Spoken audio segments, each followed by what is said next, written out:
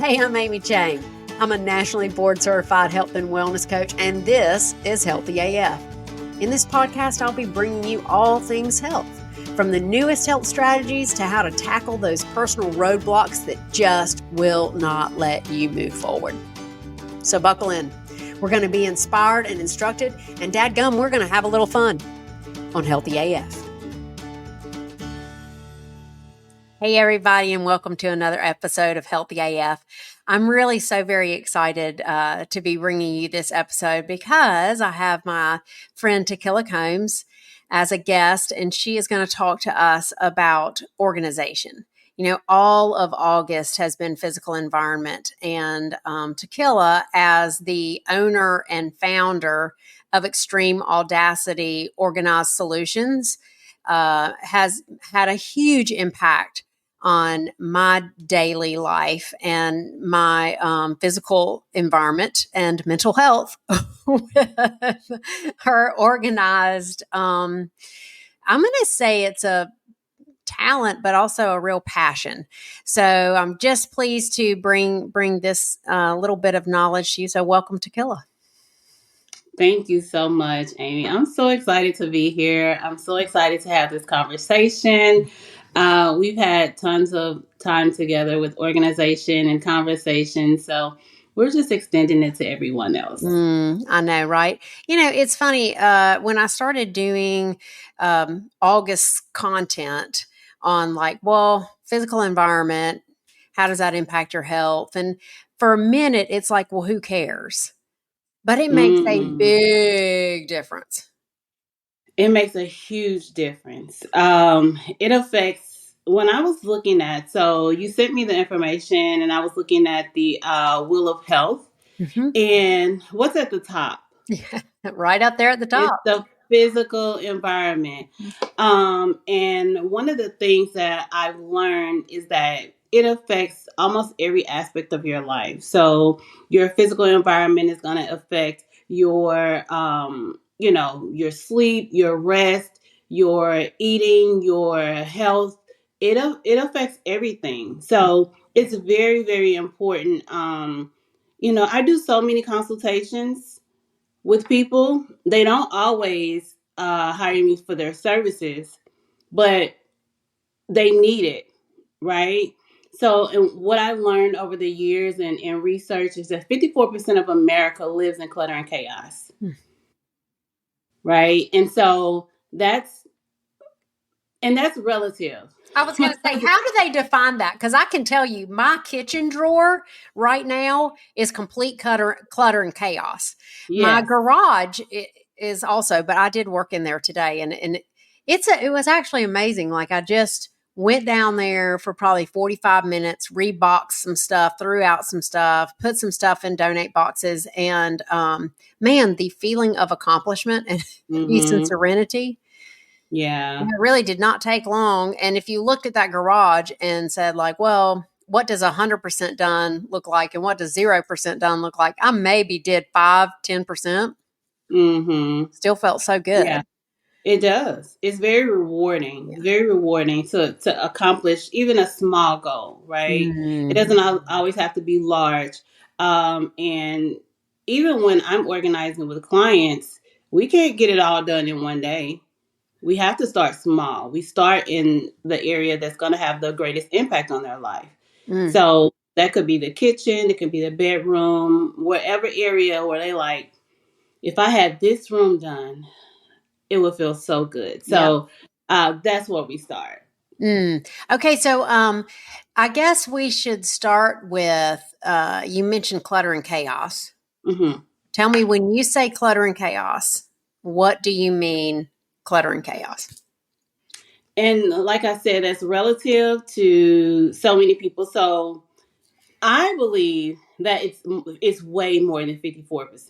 I would say I was shocked when you said 54%, because I was like, not one person that I know, and that includes people who have like people who come and do their home, housekeepers and cleaner uppers and laundry people and all the people. Even those people have some clutter somewhere. Absolutely. Absolutely. So when you look at um, one of my social media posts, I put up two homes, two pictures of a kitchen. Now, one could be cluttered and one could not be cluttered, but you couldn't tell the difference because the counters were clean. There was very little things on the counters. But if you open the cabinets, what are you going to see? Mm. Right? That's going to determine whether you're organized or not. And when I go into a client's home or when I'm having conversations, everybody thinks that think about hoarders when we talk about clutter. Yep.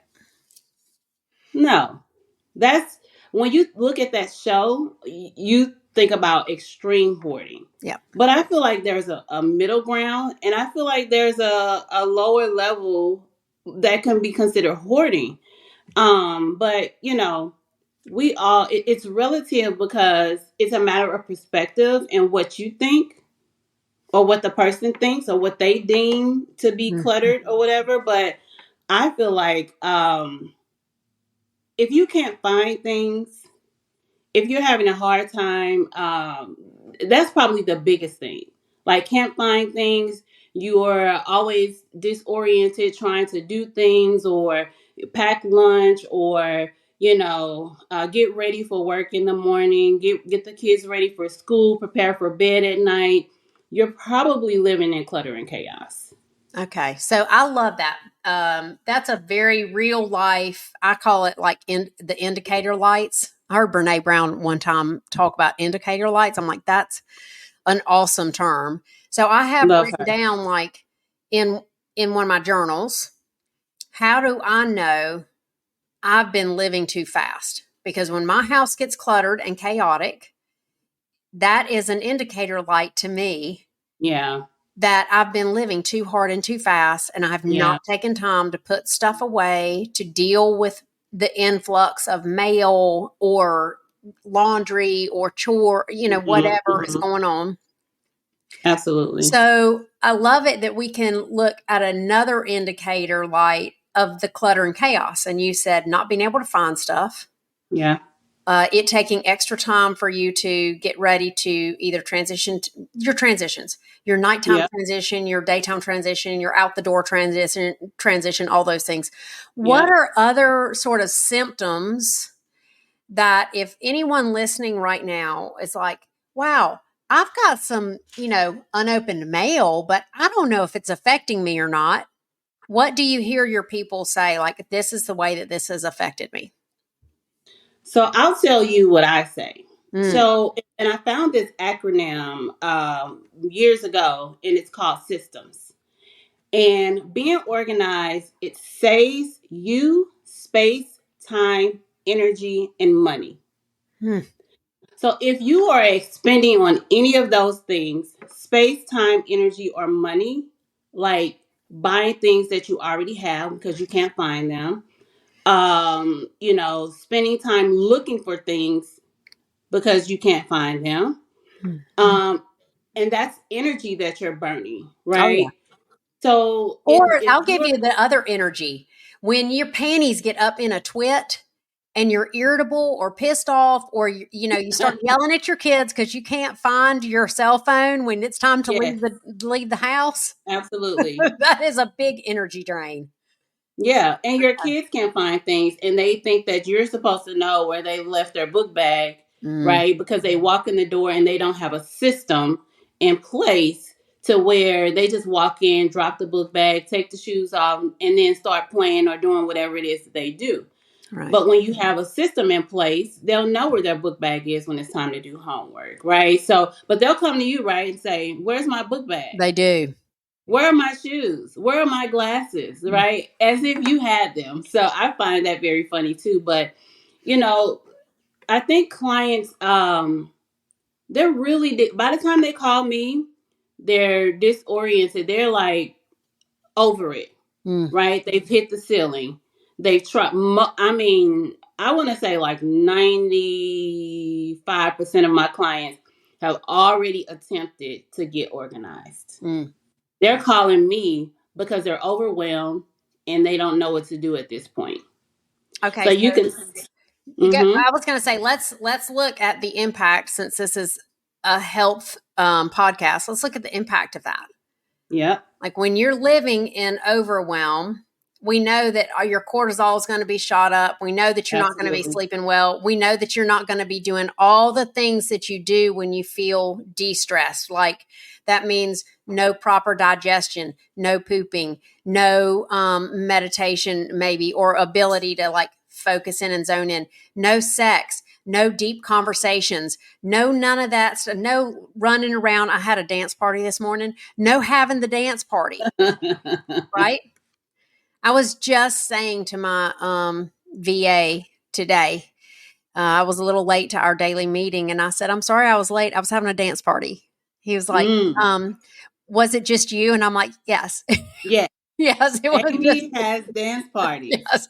And I said to him, it's really hard for me to go from living too fast and being in stress to doing something that is really nourishing for me, like dance party. There's this Mm-hmm. in between of like, I need to slow down. I need to get, back in like a normal stress state so that I can go into a happy stress state. Yeah. So when people come to you, I'm hearing that they're in this stress state. Yeah. There's no dance parties happening. There's no Uh-uh. like thriving. I'm relaxed. I'm open for conversation and other intimacy. It's just like the lockdown. Yeah. Okay. So And that it's has some impact. very much. Yeah. They're embarrassed. They're overwhelmed. They don't even a lot of times don't have family and friends over because Mm, of the clutter. So they can't even be as social as they would want to be. Like I'm working with a client right now. She's like, my mother and father are coming in town. And so I got to get the place fixed up. yeah. Right. And so, it's just, it really does something to your spirit and your soul when you can't, just function or get up in that peaceful place. Yep. I don't sell organization. I sell peace and productivity. Mm, And when I assist clients in getting organized, it brings a level of peace. It brings a level of productivity that they hadn't had in a long time or ever. mm. I'm just going to let that sit for just a minute uh, because I think that that's really important. You're selling peace and productivity. Yeah, And some of us have never had it. absolutely. Yeah. So let me ask you something. Hit it. When we worked together, did you feel peace and productive in the process or after the fact? I'm going to give you another one. Okay. Okay. I felt partnered. Mm, I felt partnered. yeah. And yes, peaceful. Yeah. And clearly more productive. So do you care if I tell the story of when we met? Oh no, Okay. absolutely not. So when we met, I owned CrossFit Hickory. I was 50% owner with a Yep. friend of mine, and we both had then husbands at the time and kids. And now we owned a business, and we had been stay at home moms, and there was just no way to do all of it. And we actually called out for somebody who could help us be clones of us, right? Because that's what we Mm-hmm. needed. We Yep. needed somebody who could follow instructions, but also be intuitive Yeah, absolutely. and flow and do all the things that we were responsible for. And sometimes that looked like go get the groceries, and sometimes that looked like do the laundry, and sometimes it looked like clean up, and sometimes that looked like I'd come home and my pantry was organized or my Yeah. closet was organized. And Yeah. that's where I will say that's where the peace and serenity came. Like when I'd Uh-huh. come home and all of a sudden everything looked less visually stimulating. It was Mm. less visually stimulating. It was neat and I could find stuff. I'm a Yeah. very visual person. Like I love bins.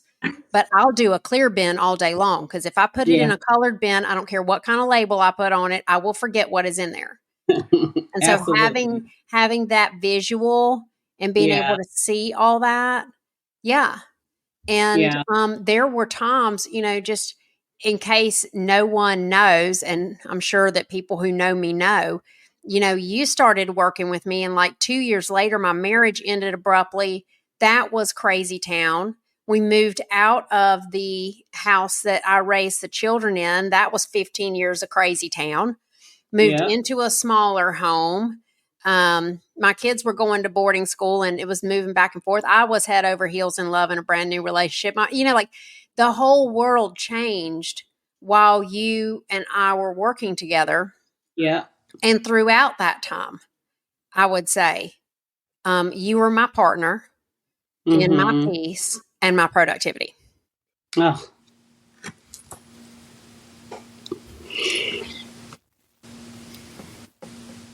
oh, Amy. And you brought me flowers. I was just thinking about that when I was doing my hair, getting all ready. I thought about those flowers.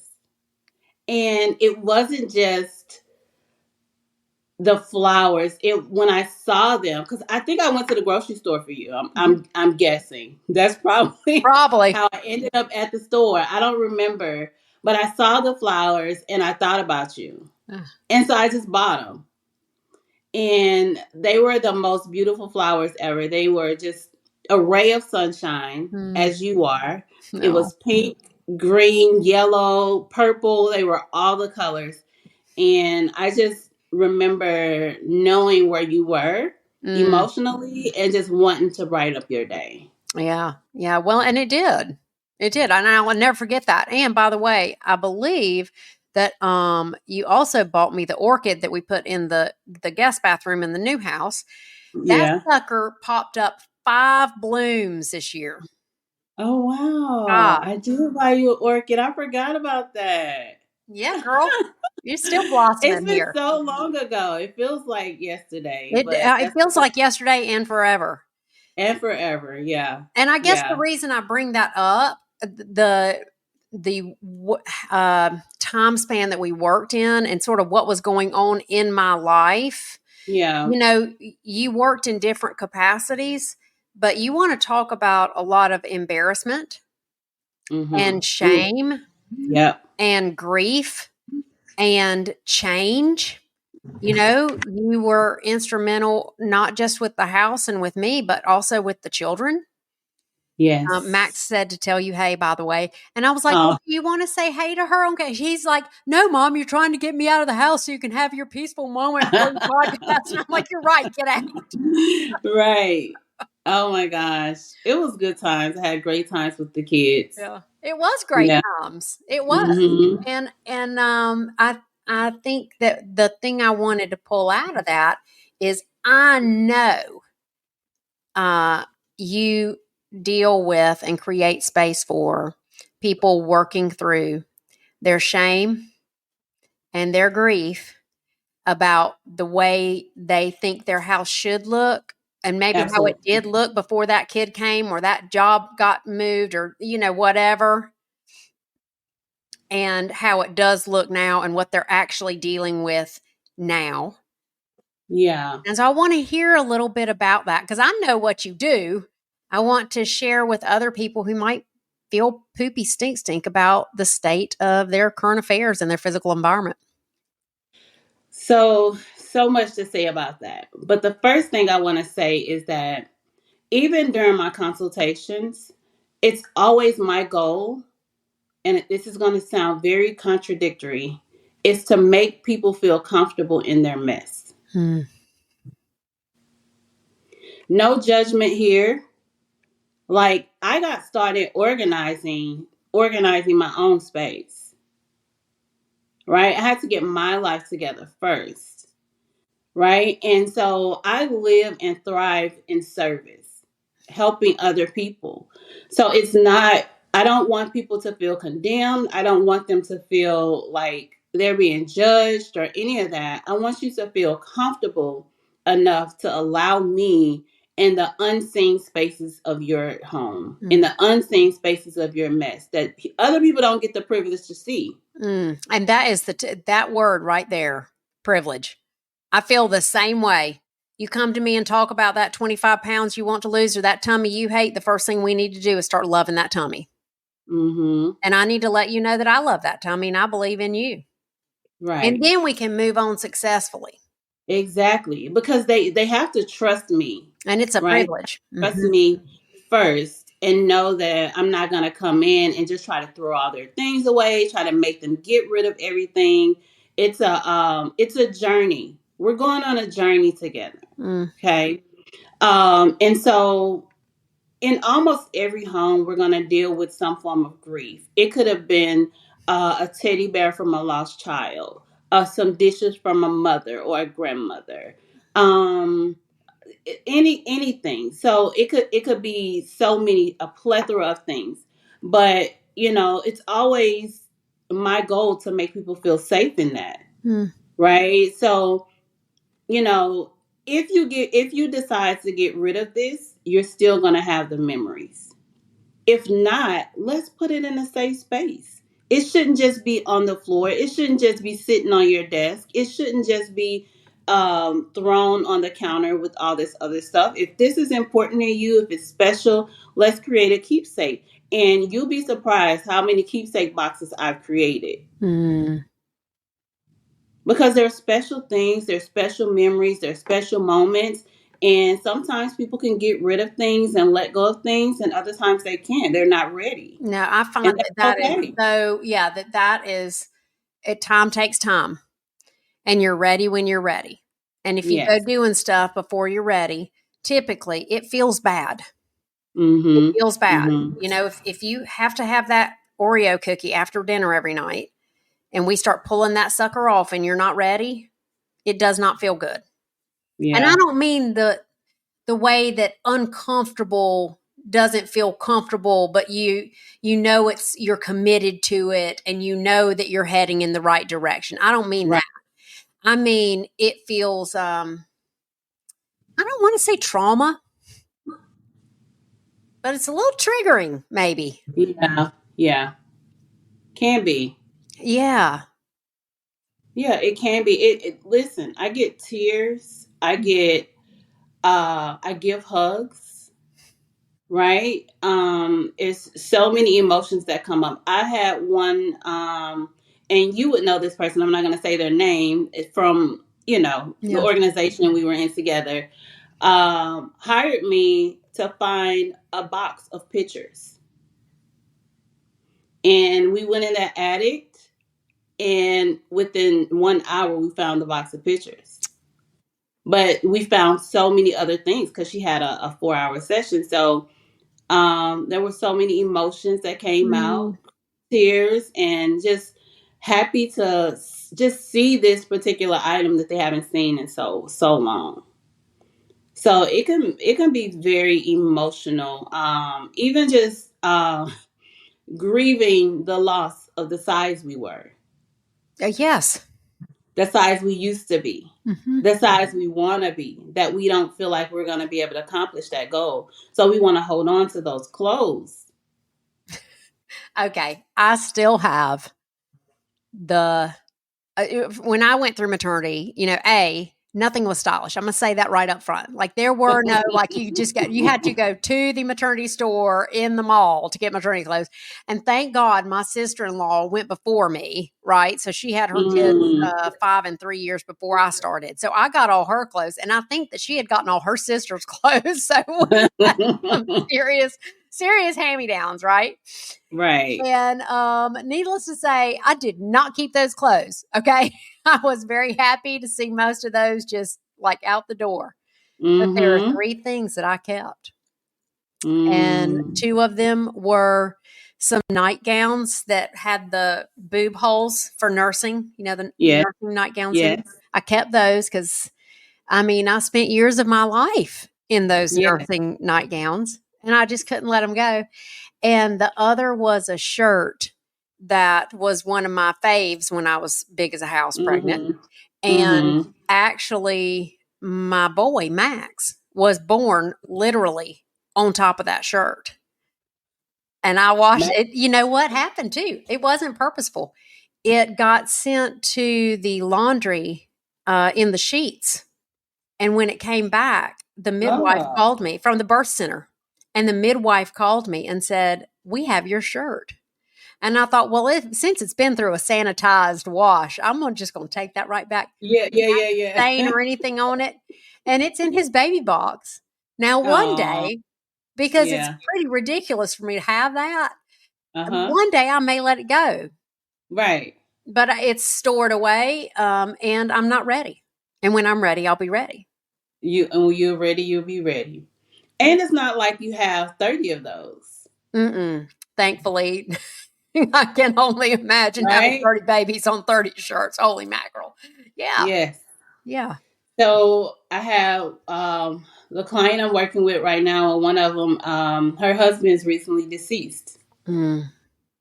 So they basically had three homes: their main house, and then you know about this because we Yep. had to pack up your one of your houses, We had to pack up the lake house. We had to the pack up the lake. main house. We had That's yeah, right. That's right. lots of Um, downsizing.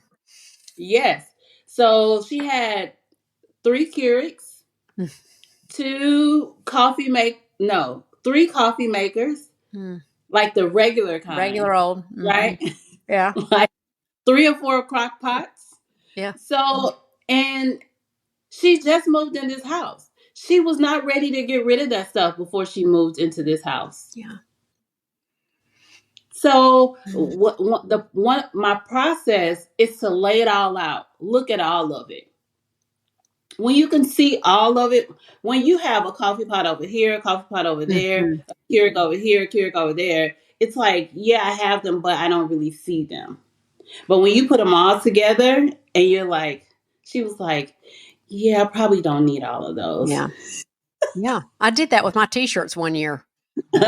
And because I do love my t-shirts, especially my concert t-shirts and my CrossFit. Yes. Between my CrossFit t-shirts and my concert t-shirts, like really, those are the only t-shirts I have anymore. Right, right, right. And Yeah. I laid them out, and girl, I had like 30 flipping t-shirts. And Hmm. I'm like, Amy, you could wear And a that, t-shirt every day of the month and never but wash. that's after you've given some away already. Oh yeah, God, yeah. Because you have more.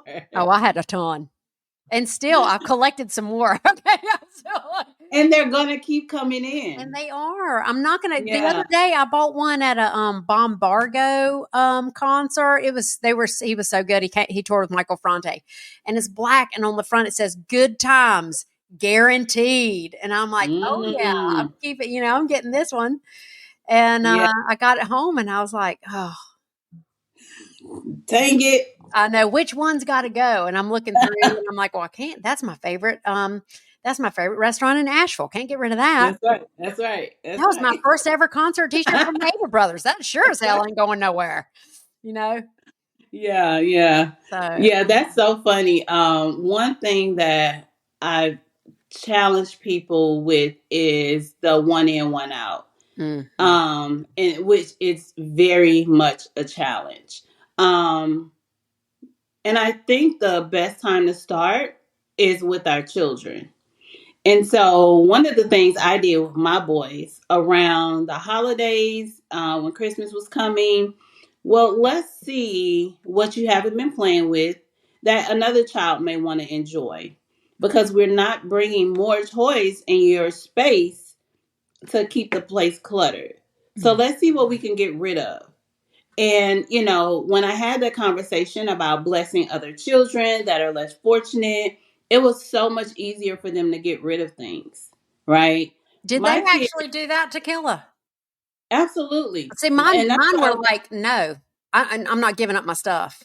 They could not fathom not having that, one stuffy that they yeah. literally, I literally had not seen in 2 years.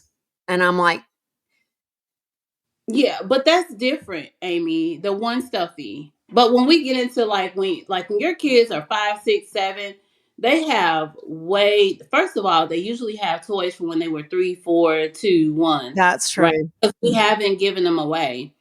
So if you create that, if you teach them about that law of reciprocity, it's Mm, easier for them to give things away. Like I just come home and there's bags by the door of clothes that they don't want anymore, things that they don't want anymore. So my kids they get rid of things easily now yeah. because I taught them. So when it's time for school to start, we know we're going to do back to school shopping and all these things. So what clothes are you can't you fit anymore, that you don't like anymore, yeah, not your style or anything like that? Let's bless somebody else with it Hmm. so we can bring more stuff into the house. So my kids, my oldest son, Max, he's almost a minimalist. Yeah, Maggie is too. She's really good at that. She's really He- good at that. yeah, She don't he's keep like, nothing. Like half of the yeah, clothes in my closet are clothes that she's like, I don't like that anymore. I'm like, oh, that's a good brand. right, right, Bring right. that to mama. Yes, yes. Yeah. I have sweatshirts like from their high school Mhm. that they had that I bought for them. That's a memory for me. It is not for them, Yes. but they had it in the bag, and I'm like, no, I want that hoodie, and I'm never gonna wear it, but I Yeah. have it. Yeah. Right, so that's what I'm saying.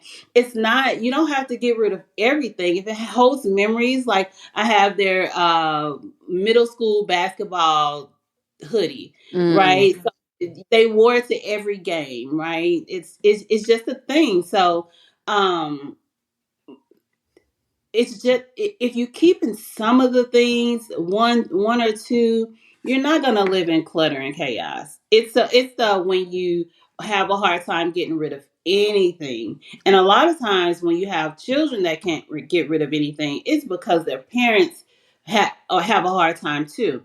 Yeah. It's usually, it's passed down, not intentionally.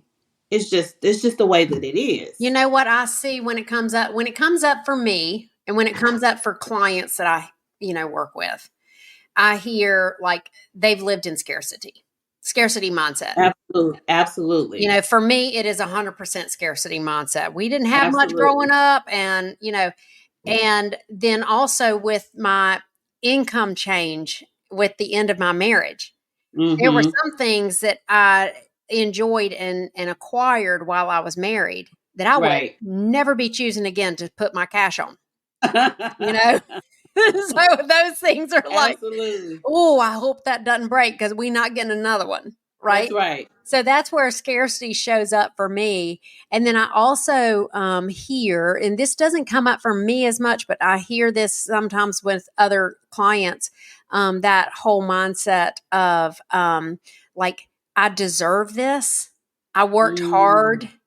And, this is like, it's almost like a prize that it is signaled or somehow hooked to accomplishment or worth.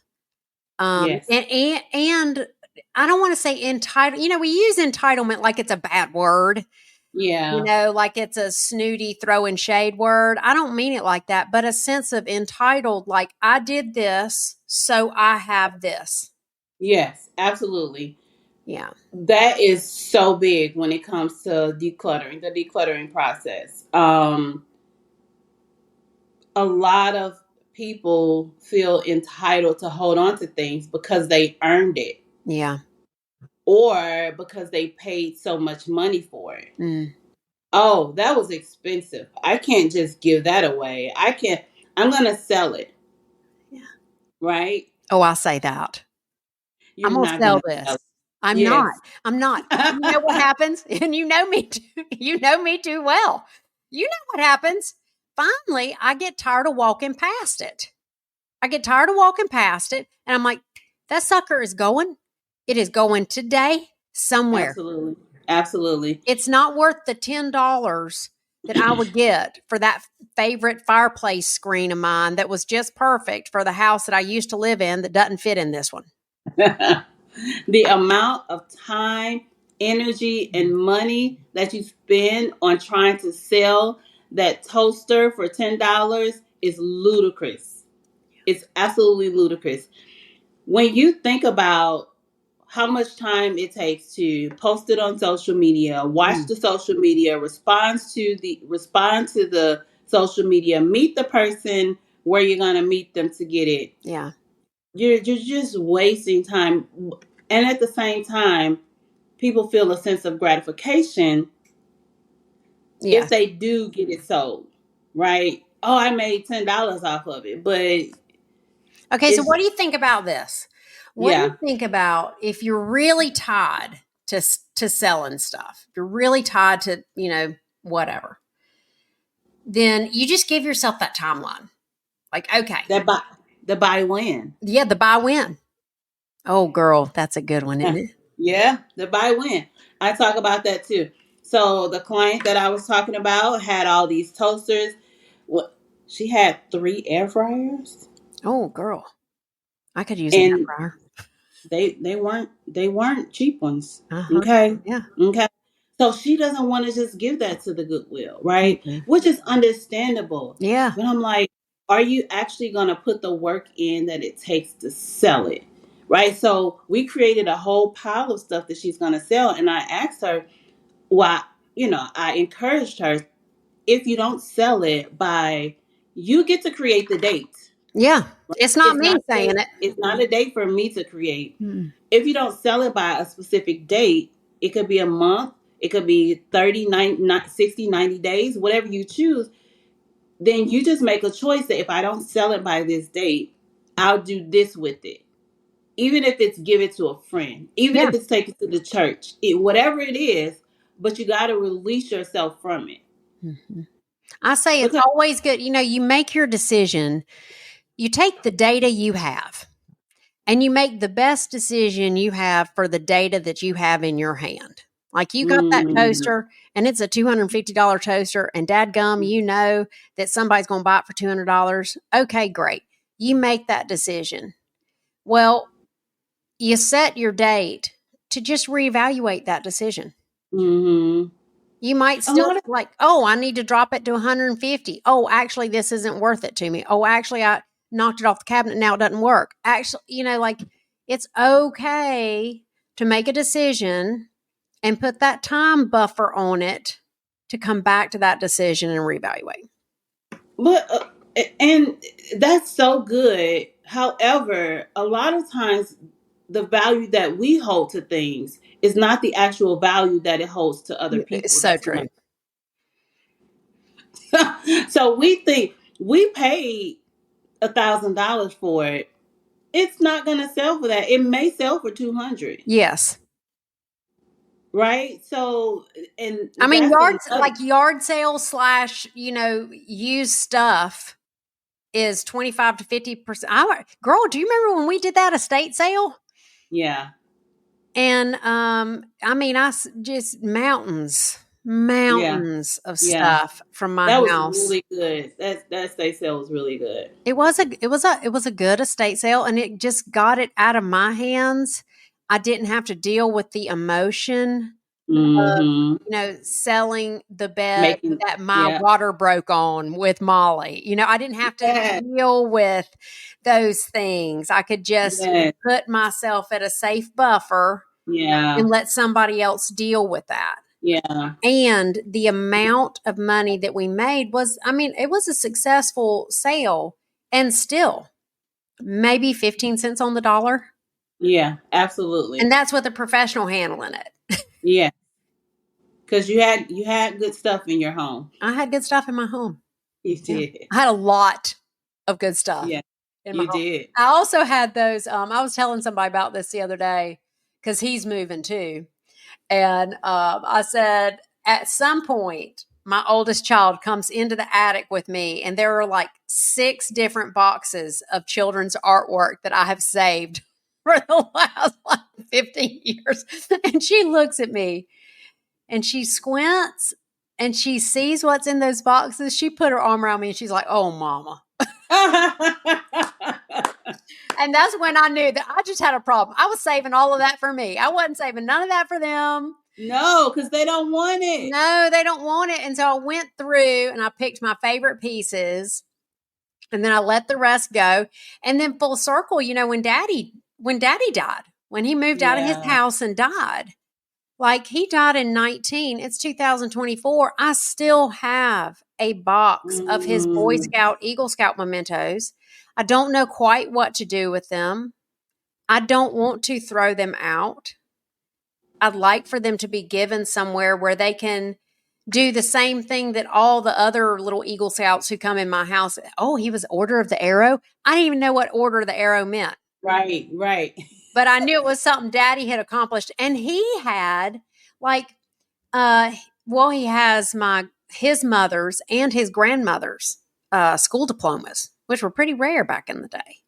Right. And that Mm, was a source of pride for him, is that yeah. education coming through the generations. And so I've gotten it both ways. I've got daddy's stuff to deal with and I don't know what to do with it. And I don't want to toss it out. And at the same time, like I can't have an entire cedar chest of pictures.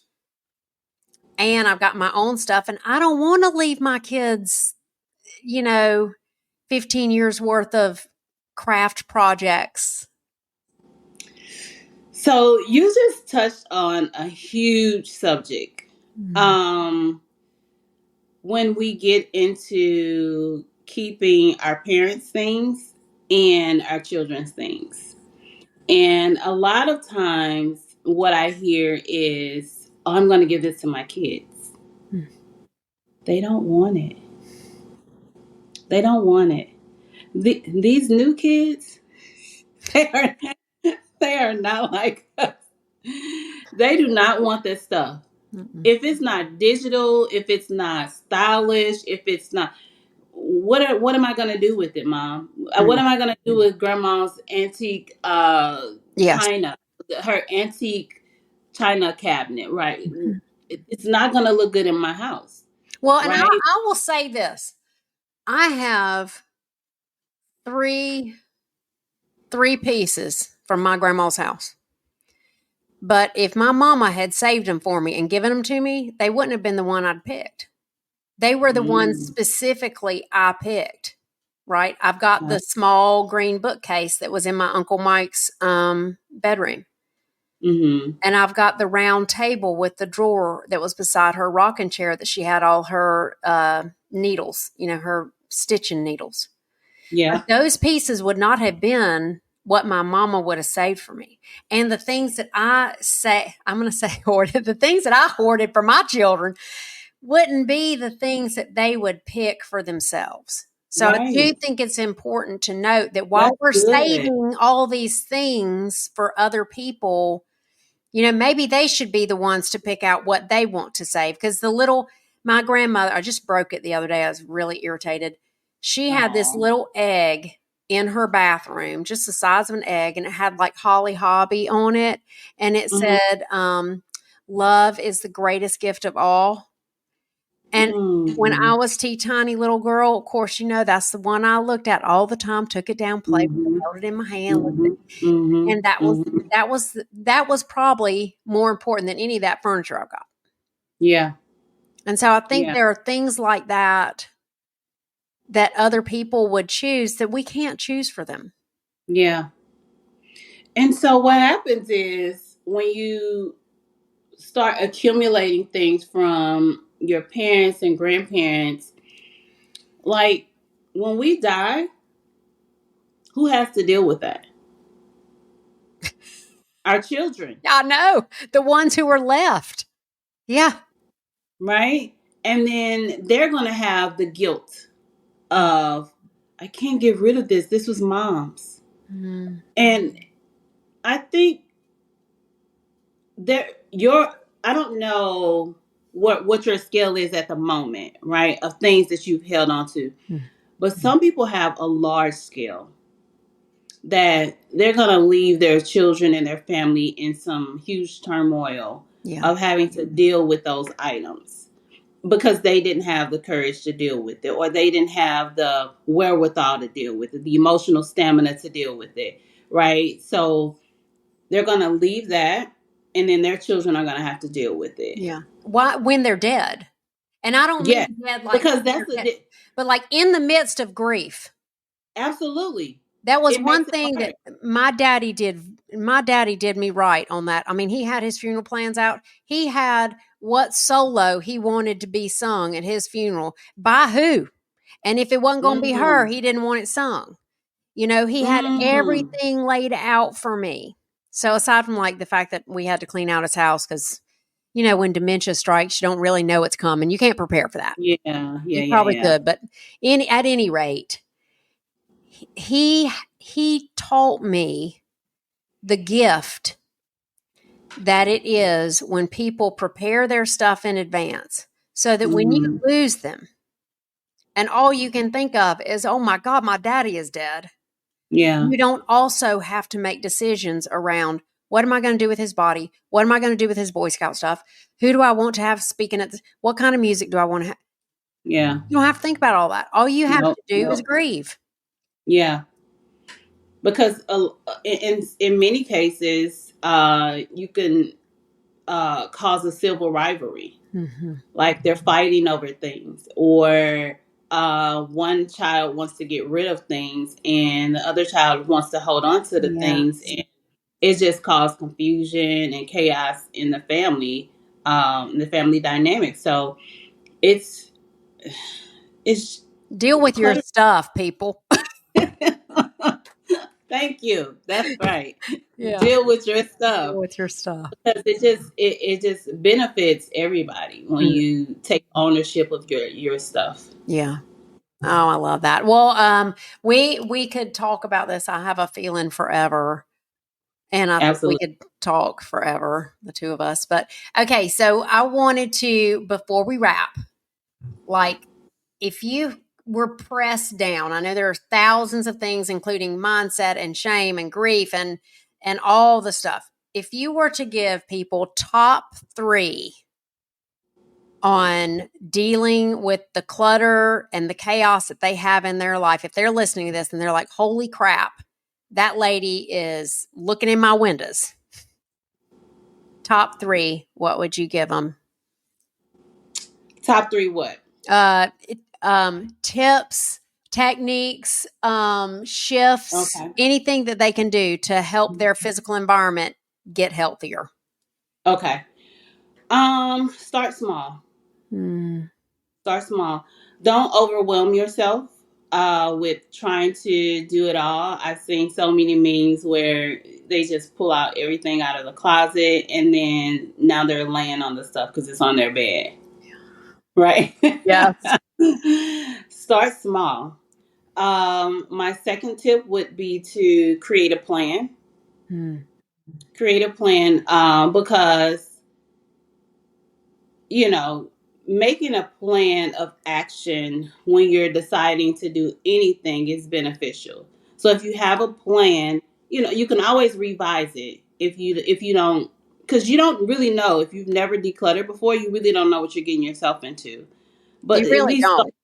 right, you start off by making a plan. And my What would third that plan sound like? Would it be like first I'm going to do the bathroom, then I'm going to do the closet, or first I'm going to do under the sink, then I'm going to do the lint? What would it? Or I'm going to do this until I want to choke somebody, and then I mean, what does a plan look like? Okay, so I want to say on my website, you can go and extremeaudacity.com, and we'll give you all the links or whatever. Yep. I have a summer organizing checklist. Now, the summer is almost over. I'm revising it for the fall. The summer organizing checklist helps you to break it down room by room. Mm, Like, and it starts in the kitchen, but if that's not where you want to start on the whatever area or room that works best for you. But it breaks it down. So, a unknown tip that people probably wouldn't think of is use extra surfaces, tables. Okay, that'll be my third tip. okay. All right. So when I'm organizing a client, I pull out tables, and Like folding that tables? folding tables. Huh. Yeah, they stay in my trunk. And when you're pulling things out to declutter, you're able to see the things better because you can sit the toothpaste right here. And a lot of times you have them more than one spot. And, so put all the toothpaste right here, all the body wash right here, all the lotions right here. right? So you can see it all, and then you can decide whether, oh, I don't even like that anymore, right? But it also has 5 top tips on there too. Okay, So cool. there's more, but I'm also creating the ultimate organizing checklist. It's going to have 10 tips on there and some other great things that'll be coming out soon. But um, starting small, Start small. Have a mm-hmm, plan. have a plan, and then use Use tables tools. or extra surfaces when you're decluttering and things like that. Yeah, I'm Um, looking. You know what? When I really get to cleaning my room, I will say the very first thing I do is make my bed so that I can use it as the. I've done that for years. and that's not always possible when I'm working with a client. Mm. It's not always possible. So just if you have the extra surfaces, Yeah, use. But I get that. if you could pull out a table or anything, okay. And then I have one more tip, Okay, great. Bonus tip. bonus tip. If you're going to, so your kitchen and pantry are connected. You can't organize one without the other. Mm. Okay. So your closet and your bedroom are connected. You can't organize one without the other because in most cases you have clothes in your bedroom and clothes in your closet. So the tip is wherever the item is going, the majority of the items, organize that first. Okay. So if you have clothes on your bed, on the armoire, on the dresser, on the floor, do the closet first because you set a foundation. You set the foundation in the closet, you get the closet all organized, you get the drawers organized, then you can deal with the clothes that are laying around the house. Okay, great. So I'm going to give that back to you. Look around your space that you're working in and identify the majority of the stuff that you need to deal with and go to where that thing is going and organize that first so you have somewhere to put that stuff. Absolutely. Okay. So if it's a kitchen and a pantry, you do the pantry first. If you're working in a bedroom and you have a lot of stuff on the surfaces on the dresser and the nightstands, you need to do the drawers first. Because that stuff that's on the dresser is probably has Out a of the drawers, home in right. the It needs to drawer. go into the drawers. Mm-hmm. Yeah. Okay, fantastic. All right, bonus tip. All right. Well, we're going to put how to get in touch with you in the show notes. Your website though is extremeaudacity.com. Yes, but And without there's the E. no E on extreme. It's That's just right. Yes, that's right. extremeaudacity.com. That's Okay. right. Good. And I just want to thank you for I was gonna say, impacting my life. I do want to thank you for impacting my life. Well, you had such a great impact on my life too. Like, don't get it twisted. It was not a one-way relationship. Mm. You blessed me so much. Your spirit, your kindness, your love, your support. It. I mean, we could go on and on because I wasn't all together when I came to you either. Right. Yeah. Right. I had my own set of mess. I was going through my own stuff, but we supported each other and we partnered together and we made it through to the other side. We so did. And there's still another side to be And had. there's another And we're side. still right here together, right? That's right. Yeah. Yes. Fabulous things happen when we live in empowerment and empower each other. Absolutely. Yeah. Yeah. So if you would like to be empowered, you can look up Extreme Audacity. You can find Takilla there. We're going to put all her links to all her stuff so that you can find out more about her. And from the heart of my bottom, thank you so much for being here. If you guys liked this episode, please like it, subscribe it, share it, tag a friend, tag a family member. You can do your whole family and give yourself some grace in big boatloads when you can't even find a surface to write a check on. It's okay. No, just create one. Yeah, it's going to be okay. All right. I'll see y'all later. Thank you so much for listening to this episode of the Healthy AF podcast.